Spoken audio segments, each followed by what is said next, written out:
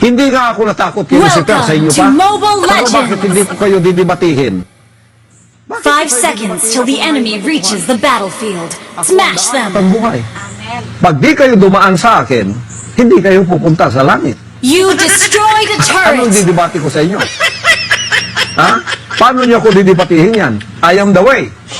Pag hindi kayo An dumaan sa ally akin, has hindi kayo pupunta slain ng the langit. turtle! Kahit anong pang gawin yung pagtatampisaw dyan. Paano ko kayo didibatihin yan na ako ang may-ari ng kaluluwa niyo? Triple kill! Ako ang may-ari ng sanlibutan ngayon. Magdidibati ako sa inyo mga hunghang kayo? Sino kayo?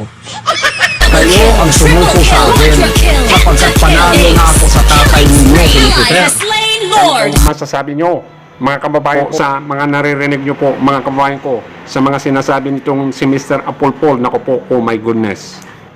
Si Lucifer o Satanas na sinasabi nitong ni Mr. Apolpol, ayon sa Juan 8:44, ay isang sinungaling. Naku po, itong si Mr. Apolpol, naku po, napakasinungaling nito.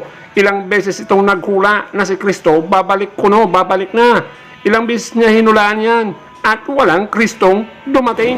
Eh di, sinungaling itong si Mr. Apolpol na ito, naku po, oh my goodness. Pero ito po, dumating na daw, ayon sa kanya. Dahil yung Kristo na sinasabing dumating na, siya pala yun, naku po, oh no, ang layo